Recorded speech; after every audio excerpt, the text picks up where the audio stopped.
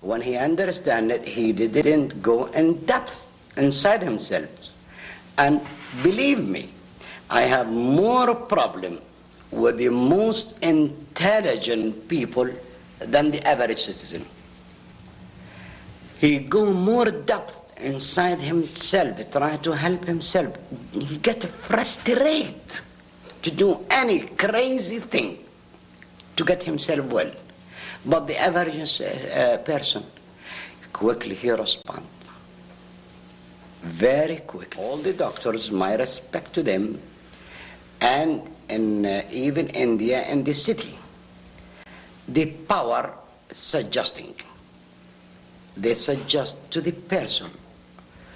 And the person, if he is really deep ill, and he has a nerves problem, he will go the opposite. He will reject it, the suggesting.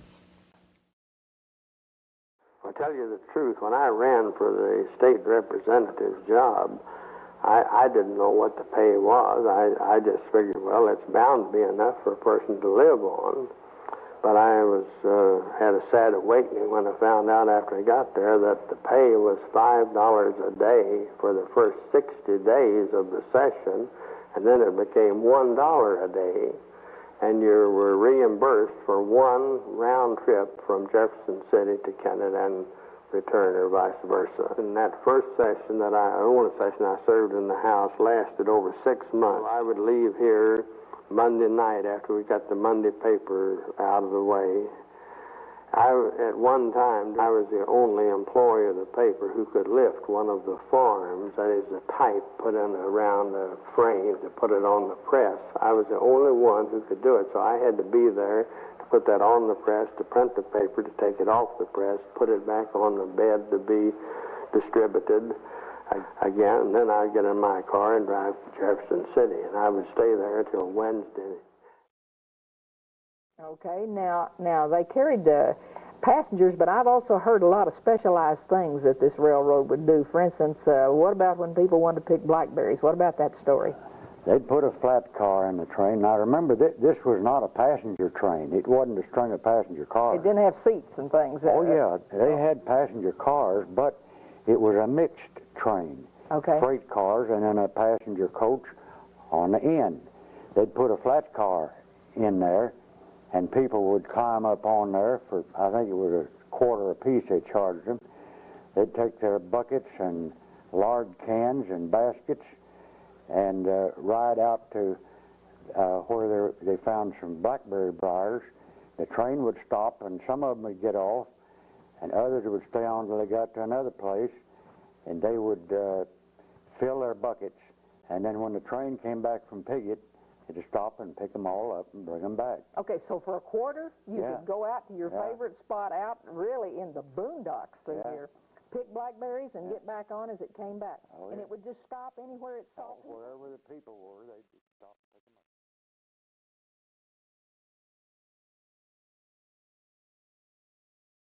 Let me introduce you to Claxton Coleman and to Cecil Lewis. And gentlemen, little did you know you'd be rich and famous one day, did you? No, but this here was sticking out where the dragline left it, I guess, and the dirt washed off. Did they speculate as to the size of this animal? Did they give you any idea? They give us probably 14 feet tall. 14 feet, okay. And probably 4 tons when it weighed, died. 4 tons and 14 feet tall. You fellows aren't through digging, are you? Oh, no. No, not a long way. Okay.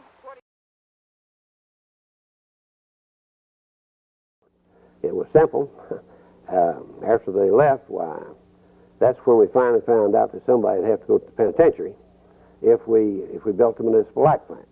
Well, all of them said, not us. We're too busy. We've got a family, we've got a business, or we just can't afford it, and we don't think that's very nice to go to the penitentiary.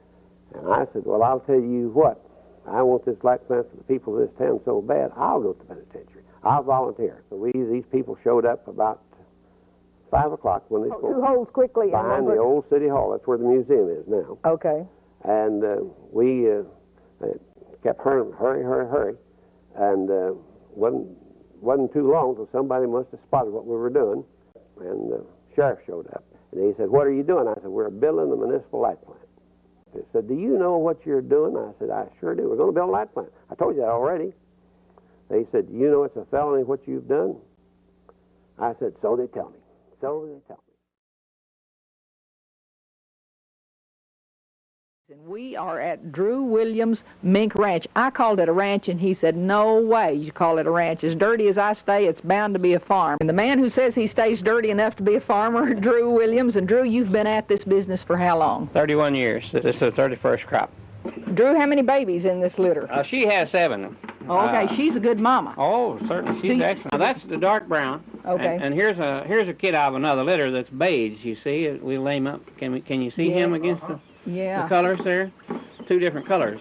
Okay. Now, how old is this one? Oh, he's about 5 days younger than these. He's about 18 days old. He's not as big. Oh, so they really grow by leaps and bounds, don't they? When you have a litter of newborns out, you got to keep them warm because they don't have a mechanism to stay warm, and they're naked and blind, and very, very well you can see what they look like. Oh, they look, isn't that amazing?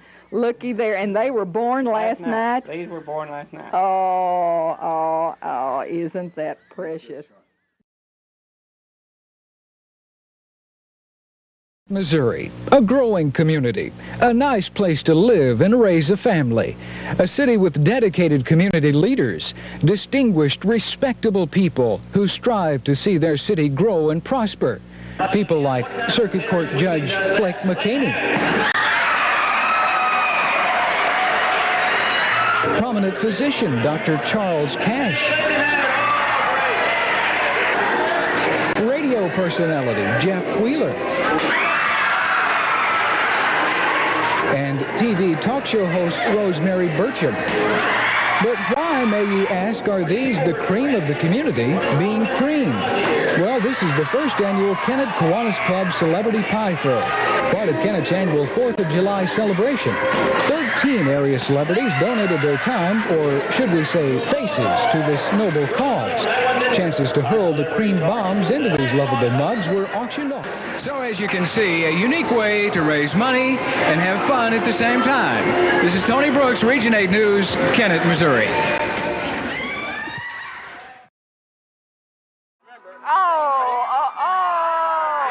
a lovely throw.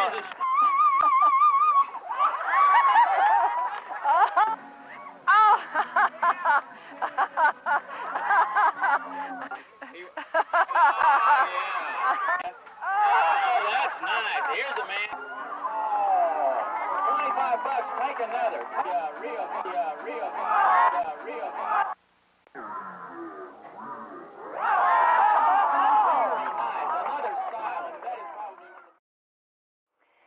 Sometimes there's a story within a story, and as we begin to edit tape, we see something that we did not see at the very beginning. Now, let's show you the pie throw as we thought we filmed it. And then let's take you in and show you a little bit of activity that went on that we did not discover until we were really slowing the tape and working with it. Here it is, full speed, the regular show.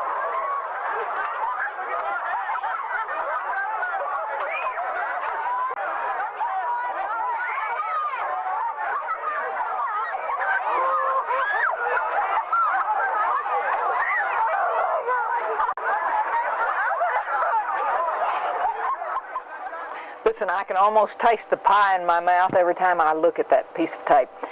Here's what we saw, and here's what I want you to watch for. Now, we're going to play this same piece of tape again, and I want you to watch. There is a little boy in a red and white shirt that goes up, gets a pie for himself, and starts going through all of the people intent on throwing that pie at someone. In the meantime, he gets hit. He falls down. Somebody falls on top of him. I can only imagine what this young one is thinking. He's 4 or 5. Watch this, and we'll attempt to slow it and let you see what went on. Now, I want you to watch the youngster in the red and white shirt as he enters in just a moment from the left. He picks his way through the mess that's on the floor, carrying his pie. Here he comes. All right. At that instant, somebody puts a pie on his head. He cannot believe this has happened to him. He turns around to see what happens. All right, he's standing there and he starts back. He starts out of this mess. He sees this is no place for him. At that instant, probably the largest gentleman in the pie throw falls on top of him. Now watch. Watch this. All right,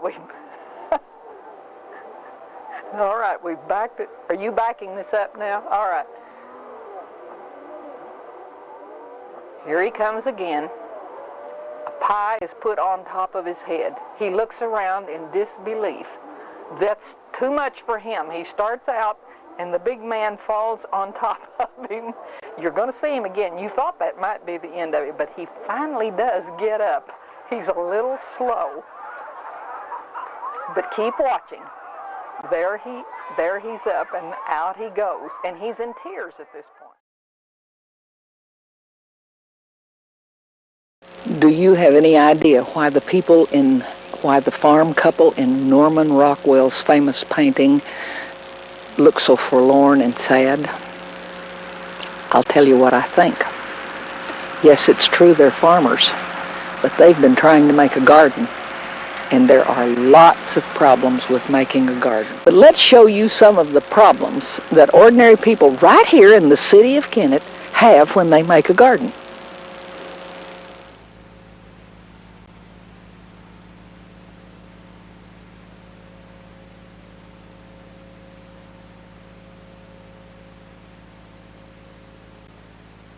Go in and look and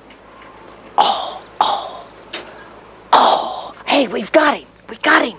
We got him! Well, you're a sweet-looking thing. Oh, I am so sorry that you like beans and peas. And he's eaten every bit of the tomatoes and lettuce and stuff we had in here, cabbage. And now he wants out. Well, I am so sad about him. I'm going to go give the humane people a call, and they'll take him off somewhere. TV taping, enter quietly. We use an adult room that also doubles as a classroom, and you see ahead of you you see the time for talk set behind you. Of course, it's quite cluttered as it usually is, and we have to get everything ready early. The big lights that are used on the sets that are usually very warm before the 15-minute show is over. I walk in with my notebook that's crammed full of all sorts of ideas for what we intend to do for the next few months. Let me explain a little bit what we have in store for you tonight on the program. Many have said to us, why don't you show us what you do down there? So we thought we would do that, and hopefully you will enjoy it.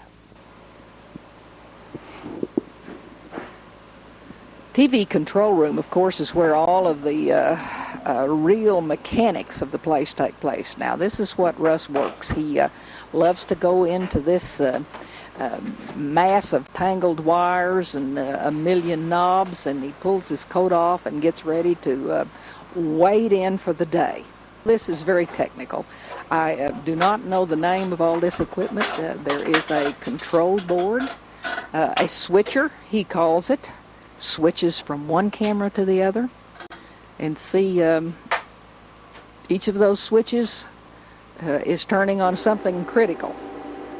You hear the sound of motors as they begin to run. You see color bars on the monitors. And here's a part that has to be done. We look through our backlog of tapes. What tapes have we used? What can we reuse? And this gets to be a critical thing because many of the programs we want to save and not tape over, and yet it's necessary that we do reuse some of the tapes. Jean Huff arrives. Jean is our chief camera lady. She does anything that needs to be done. And here's the first guest. Hi. Good morning, Rosemary. Hi. Okay, you're right on time. Well, good. Maybe we could chat a minute or two about what we're going to do. You've got several things we're going to We're going to talk about the trash pickup. John Churchill is the guest today. Planned 2 shows with John. Gene hooks the microphone to a lapel or to a tie. Be sure it's under your arm. Well, yes.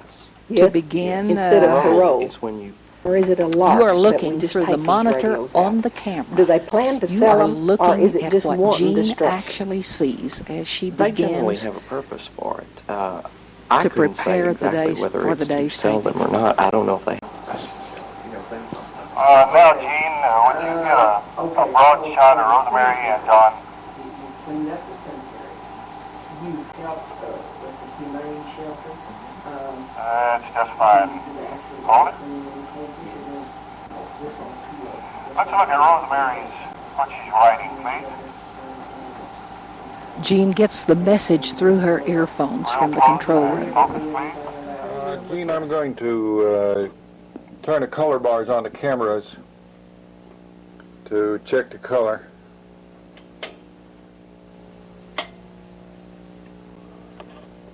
Do a little minor touch-up. I have to get these ceiling lights off here. Now this is an oscilloscope here. Gene is looking at John. We're looking at an electronic representation of that picture Gene is getting of John in the studio out there.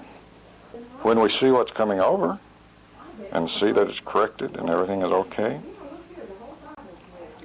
then we will record it on this master recorder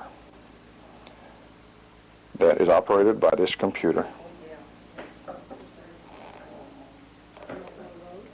Now, as we're doing John this morning, it won't be necessary for us to do much editing because this will be a self-producing show, where that is, we're not going to do any editing or cutting. Rosemary will just carry John right through the interview, and we'll get on and get off, just like you see usually on Time for Talk. John, thank you for being our guest. Thank you for having me. You have been watching Time for Talk.